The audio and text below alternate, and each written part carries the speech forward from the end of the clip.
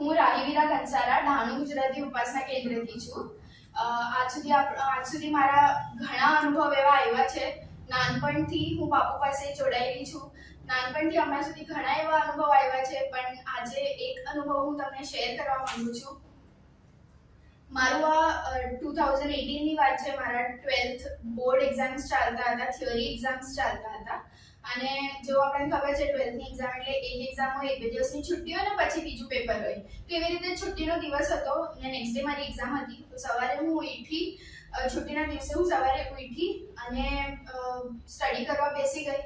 બપોર સુધી મેં સ્ટડી કરી અને પછી બપોરે થોડું ટેન્શન આવવા લાગ્યું કે હવે કેમ કે બીજા દિવસે એક્ઝામ હતું તો હું કંઈ ભૂલી તો નહીં જાઉં, કેવા ટાઈપના ક્વેશ્ચન્સ આવશે, એવી રીતના થોડું વિચાર કરીને મને ટેન્શન આવવા લાગ્યું. એટલામાં લંચ ટાઈમ થયો તો 1-2 વાગેલા. તો મમ્મીએ જમવા બોલાવ્યું, જમી અને પછી મમ્મીએ કીધું કે તું થોડું સૂઈ જા, તને ટેન્શન આવતું છે, થોડું સૂઈ જશે તો થોડું રિલેક્સ થઈ જશે. એ રીતે કરીને હું સુવા ગઈ. બાપુ સાથે જ વાત કરતા કરતા હું ક્યારે સૂઈ ગઈ મને ખબર જ ના પડી. પછી સૂતી તો મને સપનામાં સપનું આવ્યું અને સપનું એવું આવ્યું કે હું મારી એક્ઝામ થઈ ગઈ છે, હું એક્ઝામ સેન્ટરથી બહાર નીકળી છું અને સામે મને મારી ફેમિલી ઊભી છે, મારા મમ્મી, ડેડી અને ભાઈ, અને એ લોકોની સાથે બાપુ આઈ દાદા ઊભા છે.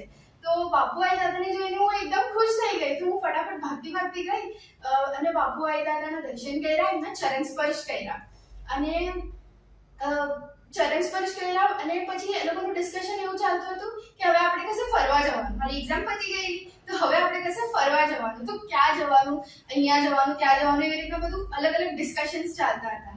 એટલામાં મારી થોડોક એવી રીતના ડિસ્કશન એવી રીતના થયું અને મારી આંખ ખુલી ગઈ, હું ઉઠી ગઈ. તો પછી મને રિયલાઇઝ થયું કે અરે હું તો ટેન્શનમાં સૂતેલી અને મને પછી બાપુ સપનામાં આવ્યા.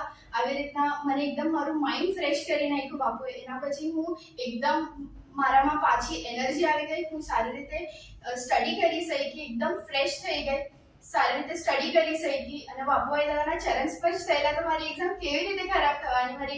મારી એક્ઝામ બહુ જ મસ્ત ગઈ, મારું રિઝલ્ટ પણ બહુ જ મસ્ત આવ્યું. તો હું આ જ કહેવા માંગુ છું કે આપણે આપણા લો ફેઝમાં આપણાને કેવી રીતે એનર્જાઇઝ કરવાનું, આપણાને પાછું કેવી રીતના બૂસ્ટઅપ કરવાનું, એ ખાલી ને ખાલી બાપુને જ ખબર છે. એની ચાવી ખાલી બાપુ પાસે જ છે. આમાં હું મીનાબાઈના અભંગનું એક લાઈન એડ કરવા માંગીશ. સ્વપ્નામધુની મિત્ર લાડકા, જીવન સાથીદાર. આ બાપુ જ આપણા જીવનનો ખરો મિત્ર અને ખરો સાથીદાર છે. અંબદ્ય dad, love you so much. Hari Om Shri Ram. અંબદ્ય નાથ સંવેદ.